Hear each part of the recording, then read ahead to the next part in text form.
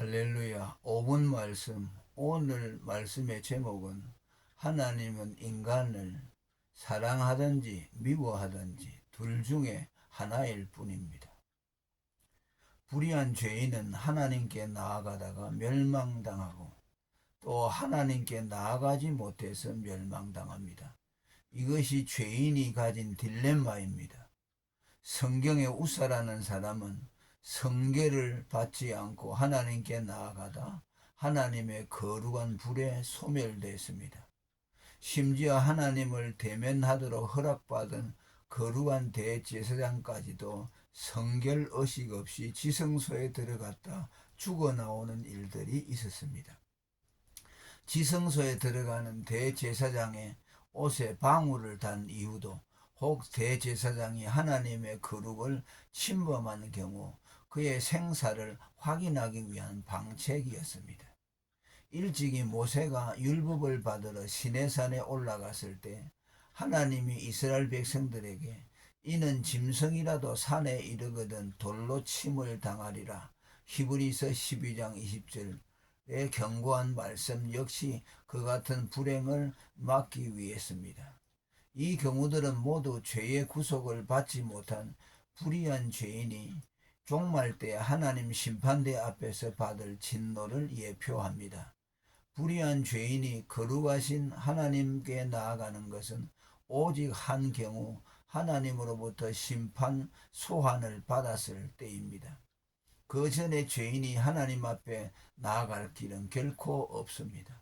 만일 심판 소환을 받기 전에 성계를 입지 못한다면 하나님에 대한 그의 첫 대면은 처음이자 마지막 대면이 될 것이고 영원한 저주에 빠뜨려지는 순간이 될 것입니다. 그러면 불의한 죄인이 하나님께 나아가지 않는다 해서 진노를 피할 수 있을까요? 그렇지 않습니다. 하나님께 나아가지 않는 자체가 이미 하나님의 진노 아래 있음을 나타냅니다. 인간은 하나님과의 화목을 누리는 것이 구원이요 지복인데 그것을 누리지 못하니 그는 저주 아래 있는 자입니다. 성경에서 주의 얼굴을 보지 못한다는 말은 하나님의 진노 아래 있다는 뜻입니다. 영원한 형벌의 곳인 지옥은 하나님께로의 접근이 영원히 엄금된 곳입니다. 그리고 그 하나님과의 단절이 강제적 엄금이 아닌 자발적인 거부라는 점에서 인간의 이중적 비참함을 봅니다. 이스라엘이 그랬듯 그 자신의 소경됨과 완고함으로 인한 불신앙의 결과인 동시에 눈으로 보고 마음으로 깨닫고 돌이켜 고침을 받지 못하도록 하신 하나님의 심판의 결과입니다. 요한복음 12장 39절입니다. 성경적으로 말하면 소가 제 발로 푸죽간을 들어가고 미련한 자가 스스로 올가미를 목에 거는 것과 같은 자발적인 셀프 심판입니다. 반면 하나님께 나아가도 소멸되거나 진노를 받지 않는 사람들이 있습니다. 그들은 하나님께 자유자재로 출입하며 마음껏 그와 교제할 수 있는 특권을 받은 자들입니다. 그는 바로 화목제물 그리스도를 통해 하나님의 진노를 풀어드린 자들입니다.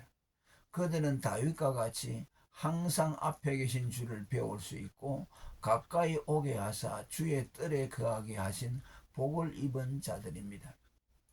하나님은 택자들을 당신의 진노에서 건져 그의 곁에 두시려고 독생자 예수 그리스도를 화목제물로 보내주셨습니다. 이것이 하나님 사랑의 핵심이며 이를 제쳐놓고 하나님 사랑을 논할 수 없습니다. 요한 1서 4장 9절에서 10절입니다. 그리스도의 이름이 예수와 임마누엘이심은 그가 화목제물이 되어 하나님이 우리와 함께 하실 수 있도록 해주기 위해서입니다. 이 두 이름은 결코 분리될 수 없는 영원한 하나입니다. 그리고 하나님은 자신의 진노와 화목의 속성을 통해 자신은 인간과 오직 두 종류의 관계만 맺습니다. 곧 진노하는 원수 관계이든지 아니면 화목하여 사랑하는 관계이든지입니다. 인간 사이의 관계는 원수 같은 사이, 친한 사이, 약간 거리를 두고 싶은 사이, 혹은 대면대면하는 사이 등 다양한 형태들을 띌 수 있지만 인간에 대한 하나님과의 관계는 그렇지 않습니다. 하나님께는 미워하지도 사랑하지도 않는 어정쩡한 대상은 없으며 무덤덤하고 대면대면한 관계도 없습니다. 하나님께는 좋아서 어쩔 줄 모르는 사랑의 대상, 아니면 맹렬한 진노를 퍼붓는 원수만 있을 뿐입니다. 그리고 불같이 뜨거운 첫사랑만 있을 뿐 권태기에 찌들은 넉다리 사랑이란 없습니다. 또한 그에게는 미워하되 철전지 원수 같은 미움만 있을 뿐 저주 없는 미움도 없습니다. 인간에 대한 그의 구원과 유기의 작정도 사랑과 미움이 그 기초입니다.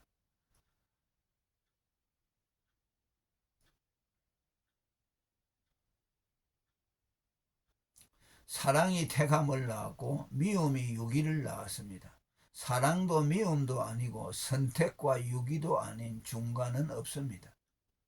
이는 그가 야곱은 사랑하고 에서는 미워하신 사례를 통해서 적나라하게 나타났습니다. 로마서 9장 13절입니다. 하나님이 야곱을 사랑하신 것은 그들이 선이나 악에 의해서가 아니라 대상에 대한 영원한 사랑과 미움에 의해 결정됐습니다. 에베소 1장 4절에서 5절입니다.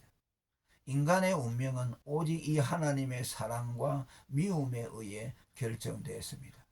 우리를 향한 그의 요구에서도 하나님의 양당 간의 속성이 동일하게 나타났습니다.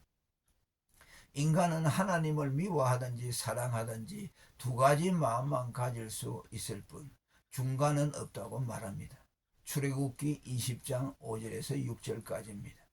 인간의 재물과 하나님과의 관계에 대해서도 한 사람이 두 주인을 섬길 수 없듯 재물을 미워하고 하나님을 사랑하든지 하나님을 미워하고 재물을 사랑하든지 할 뿐이라고 말씀하셨습니다. 마태복음 6장 24절. 또한 그는 우리에게 그의 편이 되고 그의 적극적인 협력자가 될 것을 종용하며 그렇지 아니하면 그를 회방하는 자라고 말씀합니다. 마태복음 12장 30절. 차지도 뜨겁지도 않은 라오디가 교회를 향해 토하여 내치리라고 하신 것에서도 처음 사랑을 잃은 에베소 교회를 향해 처음 행위를 회복하지 않으면 촛대를 옮긴다고 하신 것에서도 이러한 양당 간의 하나님의 성품이 엿보입니다. 그리고 대비되는 하나님의 미움과 사랑의 두 속성은 하나님의 공의와 사랑의 두 속성에서 비롯되었습니다. 불의를 미워하는 그의 공의가 악인을 철전지 원수로 대하게 하셨고 택자에 대한 그의 뜨거운 사랑이 독생자를 주시기까지 사랑하게 하셨습니다. 만일 하나님께 공의와 사랑의 성품이 없었다면 인간에 대한 불같은 사랑도 악인에 대한 맹렬한 저주도 없었을 것이며 아들을 십자가에 내어주실 일도 없었습니다. 아들을 십자가에 내어주심은 하나님의 공의와 사랑의 복합체입니다.